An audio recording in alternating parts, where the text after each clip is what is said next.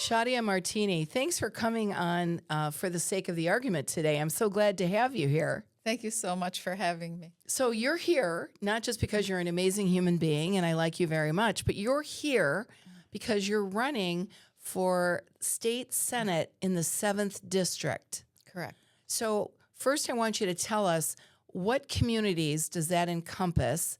Because I would bet dollars to donuts, none of us know exactly. And what are the issues that face the 7th Senate District? So the 7th District includes from the north 3 precincts from Waterford, Lake Angeles, Pontiac, Auburn Hills, Bloomfield Township, Bloomfield Hills, Franklin, Bingham Farms, Beverly Hills, Birmingham, Southfield, and Lathrop Village. You have run the last 2 cycles and lost. I want you to talk a little bit about that, and I want you to tell us what makes you the best candidate for the 7th District. I ran for state representative in District 54. District 54 is a Republican-leaning district, and it was a newly drawn district in 2022.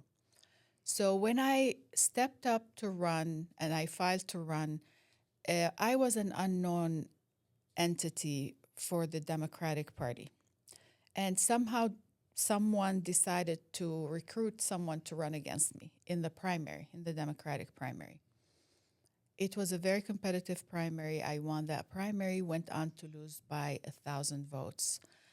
I didn't get the support that I could have gotten, and I think it was just because somehow, because I'm an immigrant, I have an accent, I'm an unknown entity to them, they decided that I wasn't worth the support. And I lost by the second smallest margin in Michigan.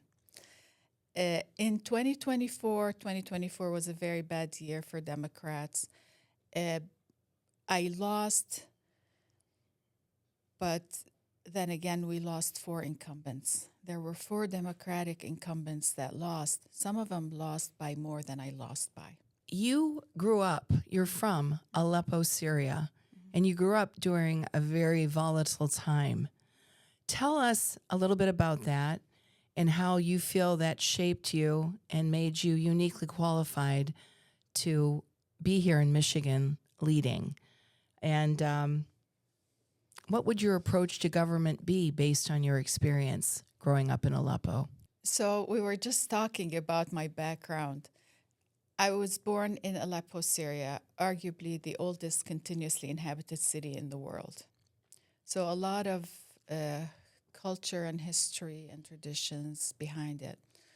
But the 3 generations, my grandparents' generation, my parents' generation, and my generation, we were born in the same spot in northwest Syria, but in 3 different countries. So my grandparents were born under the Ottoman Empire. Mm-hmm. My parents were born under the French Mandate because France had occupied Syria. And I was born under Syria that was really a dictatorship under the Assad regime. Definitely my life in Syria really affects everything I do. Because living under dictatorship is very difficult to even describe. Most people here don't know what they don't know.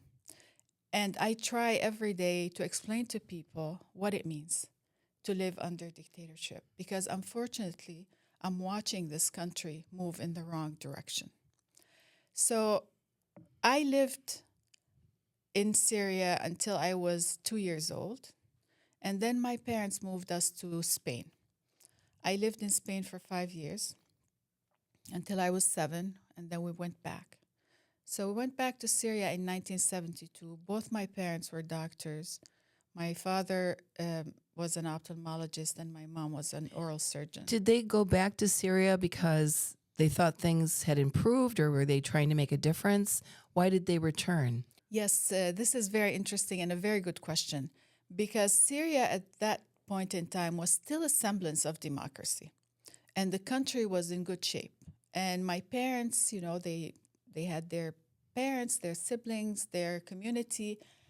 And Syria was really, a country that was thriving. But in 1970 is when Assad took over with a coup d'etat and became the president of Syria. And this is when things started to go downhill. So when we went back in 1972, Syria was still fine. And then Assad kept chipping away at freedoms little by little until we got to the point where people couldn't take it anymore. And an uprising started. And I lived through that. It was from 1979 to 1982. It ended with a grand massacre of epic scale. The Assad regime besieged the city of Hama, which is the fourth largest city in Syria. They bombed it, and then they let loose Secret Service and army officers, pillaging, killing, raping. It was unbelievable. I mean, we didn't have phones, we didn't have people to be, videotaping what happened, but the stories that we heard were beyond gruesome. There were families that were completely wiped out. I don't know if I should talk about this, but this is a true story. My father, as I told you, was an ophthalmologist, and a friend of his name was Omar Shishakli, and he was an ophthalmologist in the city of Hama. And when the regime besieged the city, he decided with a few other members of the community to go and talk to the regime to kind of calm things down. They apprehended them all. They killed them. And this doctor in particular, because he was an ophthalmologist, they gouged his eyes. And then they dragged him behind a truck through the city of Hama for everyone to see.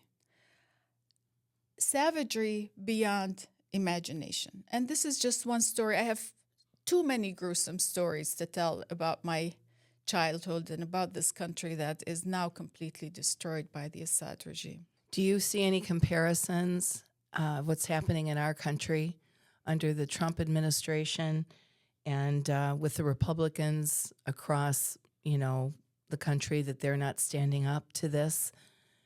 I don't know what it is, but when you tell stories like this, it initially seems so far-fetched, but it's not. We know this is happening, this brutality, and we don't even know all of it. So how does this affect you when you're here in the United States, where you came, I assume, thinking that you'd have a safer, calmer, kinder life? Yes, we are not there for sure. I mean, we're far from being there, but we are heading in that direction. And I can see it step by step. You start with the book bans, for example.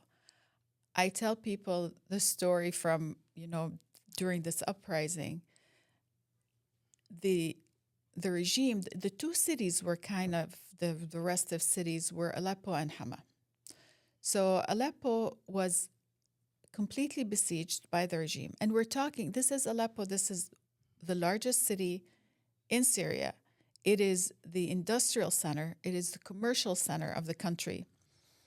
It was completely besieged by the regime.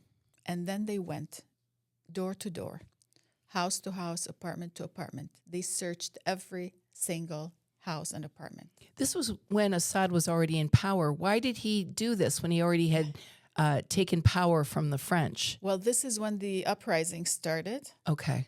And there was this author that had written books that were affecting the people that were going against him. And they were looking for books by that author. So they were looking for banned books. This is what I try to tell people. They were looking for banned books. Most books were banned in Syria. And sometimes we would get books without certain pages. Because they'd let you have them. I got it. Yeah, they would just remove the page where there was something they didn't like. But I woke up to see this man. I was 13 years old at the time. And I woke up to see this young soldier standing next to my bed with a Kalashnikov on his side, because they came to our house late at night and I was already asleep. So my dad went into my bedroom, a 13-year-old girl's bedroom, because back then there were stories of rapes, and my father was very scared, so he went in with him. And I opened my eyes because of the sounds, and I saw this young man standing next to my bed. You saw him before you saw your father. Before I saw my father, and he had the Kalashnikov on his side, and he was looking through my books, looking obviously for banned books. Took me a second to see my dad because he was standing at the foot of the bed, and I can't begin to describe how scared I was. I was scared to the point where every single detail of that incident is seared in my memory. I can still remember what I was wearing. It's to that point. But imagine being 13 years old, sleeping, waking up to see a man in the with a safest weapon place in your bed. in my bedroom. Did your parents give you any guidance about things that might happen? Were you told to act a certain way, behave a certain way, not say this, not do this? Was there any training that you were given by your parents in case a situation like this occurred or when you were out in the world? Every single Syrian was given instructions by their parents because there were a lot of stories where a child said something that he shouldn't have said and the entire family disappeared. So we grew up knowing that walls had ears. So be careful what you say. Even in your own home? Even in our own home. Even here, after I moved to this country, it is sad to say it, but even after I moved to this country, my husband, who also comes from the same city, we would be sitting, and when we started talking about the regime in Syria, we would lower our voices. Just out of habit. Just out of habit. My husband was actually in his last year of medical school, and his sister was too. So his sister told me a story because, we keep hearing stories from each other that we have never heard before. And this story just stuck with me because she was finishing up her medical school. And so she was doing her rotations, and she was in the emergency room for a few months. And it was during the uprising. It was 1979, 1980. And they were bringing young men that were subjected to torture to the emergency room at the university hospital. They were dying, obviously from being tortured.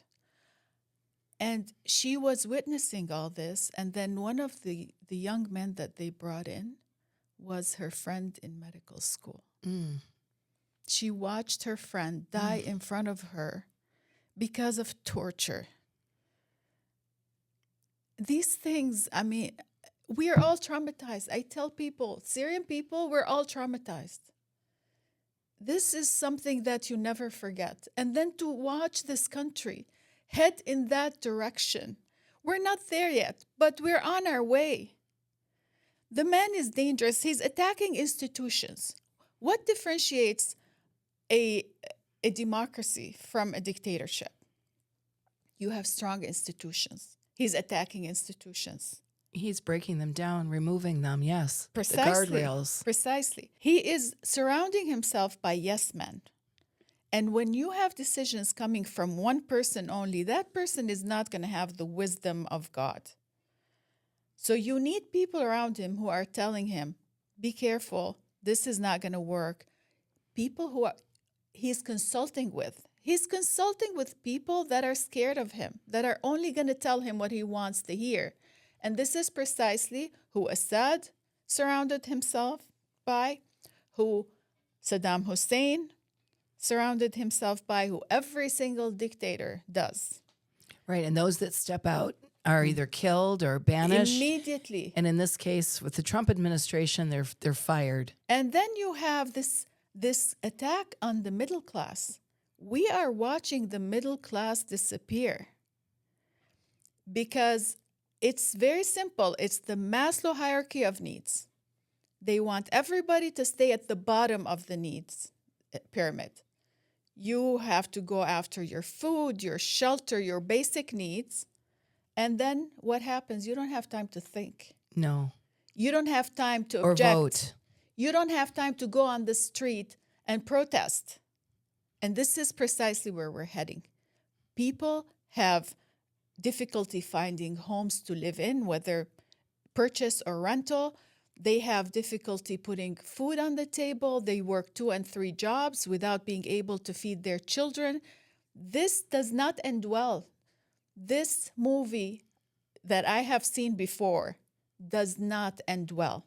This is right out of 1984, George Orwell's 1984. The man, a British man who wrote a book in 1949 that described my life in Syria, really. I mean, I tell people, you read 1984, I lived 1984. And this is something that every person should go and read. 1984 and Animal Farm. Those 2 books will tell you everything you need to know about what's happening today in this country and what I have seen happen in Syria. And people should look up Maslow's hierarchy of needs too, because that is, you're absolutely spot on about that. What's happening today with this tremendous gap between the rich and the poor that we are watching as we speak, getting wider and wider. This is very dangerous for any country. If you read history, you know that revolutions start because of that gap. So the establishment and the ultra-rich need to pay attention to this, because I can tell you that this is not going to end up really to their liking. It is, Ford had lots of problems, but he said one thing that I think was very real and true. He wanted everyone who worked on the car to be able to buy it. And today what we're doing is we're pushing people into poverty to the point where they cannot buy things that these ultra-rich are making. They're shooting themselves in the foot. We can't buy the beef that the cattle farmers, ranchers are producing. We can't buy so many things that were just a part of our lives. Those who don't understand history are doomed to repeat it. A major issue is Trump's crackdown on immigration that we're experiencing now, and his embracing of ICE to do his dirty work. What do we need to do to stop this? And I'm also going to ask you, are you in favor of abolishing ICE? Oh, 100%. I don't know who isn't. I mean, this is not about upholding the law. We're all for laws. We're all for having legal immigration. This is a given. But to 70% of people that are being apprehended by ICE are not even capable of doing anything. They have nothing on their records. They have clean records. They're just working and trying to put food on the table. Just process these people and give them the path to becoming good citizens, because they are already good citizens without having the passport, the U.S. passport. I want them to go after criminals. I'm not saying they shouldn't go after criminals, but the way also they're doing this, it's reminding me of back home, like grabbing people off the street without due process, Right. without a judicial warrant, without anything. This is what I lived. I have 2 cousins that were grabbed off the street in 1980. One was 14, one was 17 years old. Just children. Just children. They were thrown in jail from 1980 to the year 2000. It's when the Assad regime, the father died and the son took over. And he took over by changing the Constitution. They changed the Constitution in 5 minutes because he was 34 and the Constitution said he has to be at least 40. So when he took over in the year 2000, he declared amnesty, and my cousins left prison after 20 years of being tortured. And what did they do? What was their crime? They enrolled in a karate class, but it was during the uprising, and somebody in Secret Service decided that was very suspicious. Wow. So They they spent lost 20 years of 20 their years lives. in prison. And I would say that after 20 years of torture, that they probably didn't come out the same as they went in. No, no. When they left, I wasn't in the country. I had left already. But my parents told me that the one who was 14 was completely mentally gone. Oh. And the other one, the 17-year-old, I used to play with him when we were young. He was only 2 years older than me. He died a few years after he left prison. He was so broken, literally and figuratively speaking, that he didn't last after leaving prison. So, grabbing people off the street, I immediately go back to my cousins. Like, what are we doing? How is this acceptable? How are we shooting people without any due process? I attended an event where there was a lady from Samaritas speaking. And Samaritas is an organization that works with refugees. And they only work with legal status immigrants. So we're talking immigrants that came in either being refugees or political asylum or whatever it is. And she was telling us about how the people they were working with are being grabbed off the street. These are legal immigrants. We are a country of immigrants. This is why we're special. We are a melting pot from all over the world. And it works, and it's been working beautifully. And then this man comes along, and he's trying to destroy all this. It is unfathomable. I don't even know what to say, but this is why it matters. It is important that you vote, because who we put into office, whether it's library board in your local community or the president of the United States and everything in between, fucking matters. And speaking of politics, a major issue in Lansing is the outsized influence of DTE and other utility companies. Are you taking DTE money in any form? Absolutely not. And what would you do to limit DTE's corrupt, and I say that proudly, corrupt influence on our politics here in Michigan? Look, Lori, I grew up in a country that was supposed to be a socialist country. I know the downside of socialism. I know the downside of capitalism. And, I also understand the downside of communism, even though I did not live under communism. There is always something in the middle that works.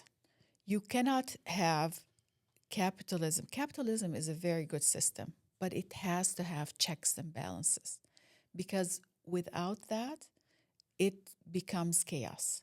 And it's really no different than communism, because communism is also a disaster. And capitalism without checks is a disaster. We have a company here in DTE and consumers. They're monopolies.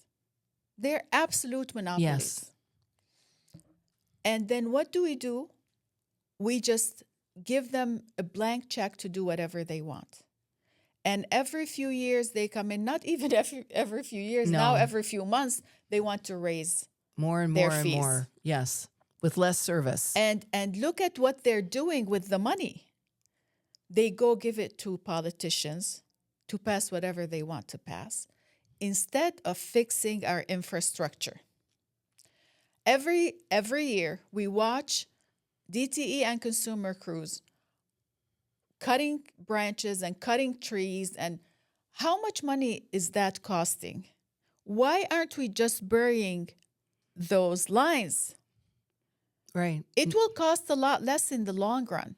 Right. But because they're a company, they have shareholders, they have to have certain profits. Otherwise, their shareholders wouldn't be happy, and the price of their stock will go down.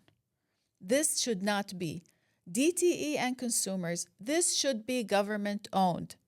This is no different than roads. I agree. And our services affect it constantly. And no different than water. Right. In late 24, a bipartisan group of lawmakers in Michigan voted for tax cuts on AI data centers. there are still no real guardrails. I don't care what anybody says on data center developments, and yet we're seeing them coming and coming and coming. If elected, what would you do to curb the negative impacts, and there are going to be many, of these AI data centers? I have a question for those lawmakers who voted for this. You're giving tax cuts to Bezos, to Elon Musk, to billionaires. Why are we giving tax cuts to billionaires? Can they answer this question? I mean, I understand we need data centers. Can we just regulate it? It's taking our water. It's going to increase the price of gas and electricity. And people think that it's going to create jobs. It's not going to create jobs. It is not going to create jobs.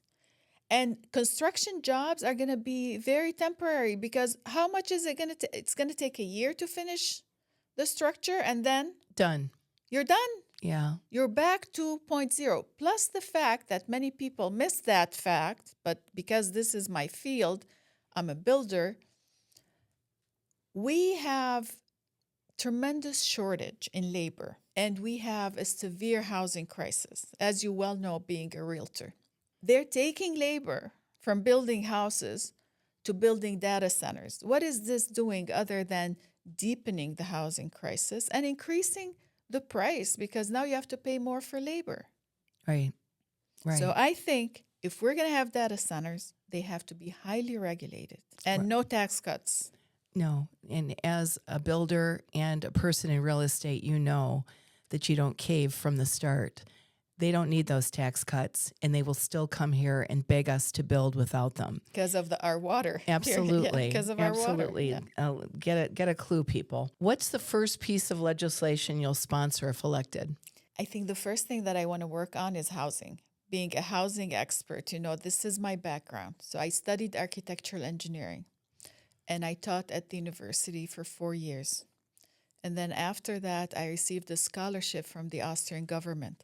I spent a year at the University of Economics and Business in Vienna in the urban planning department. Then I came here, I went back to school, got my MBA from Ross with emphasis in finance and real estate. And after graduation, I started working in real estate and in construction. So I've been doing this since 1997, whether on an educational level or an experience level. This is my bread and butter. I understand housing more than anybody that is currently in Lansing. And we have a deep housing crisis that is complex and multi-layered, and it's very difficult to solve. But we need people who understand this problem to be able to solve it. So first thing I'm going to do is work on housing. That'll be very good news for my clients that I struggle to try to find affordable housing for, either leases or purchases.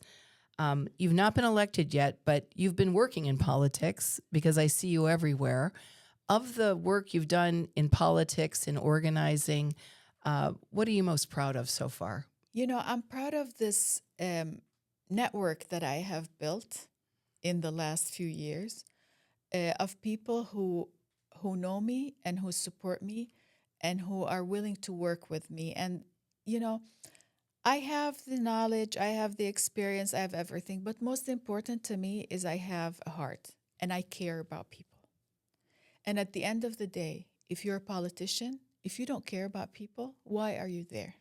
I agree. And you know what? As a voter and as a person that also does a lot in the realm of organizing, we see through those.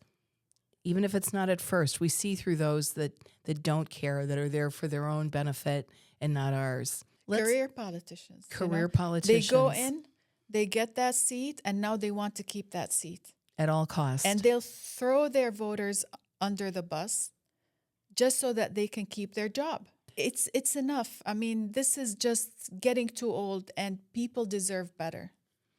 I couldn't agree more. On a lighter note, what is the most delicious Syrian dish that we have never heard of? So the city that I come from, Aleppo, is the culinary capital of the Middle East. It's known for its food. Who knew? I didn't know that. So there's a dish that is only made in Aleppo, and it's really weird, and people make fun of us for having that dish. It's meat with cherries. Okay. So it's bread, and then we make cherries into sauce, and then we barbecue meat and put it on top, and with a little bit of parsley and cinnamon, and it is the most delicious thing that you could ever taste. Well, I think that sounds pretty delicious, especially coming from E-Course, growing up Catholic. During Lent and on Fridays, Meatless Fridays, in E-Course and other downriver communities, we used to feast on muskrat. So I might beat you in that category of Yeah. people not understanding. But I want to say, Shadia Martini, I wish you the best, and I thank you so much for coming on for the sake of the argument today. Thank you so much for having me.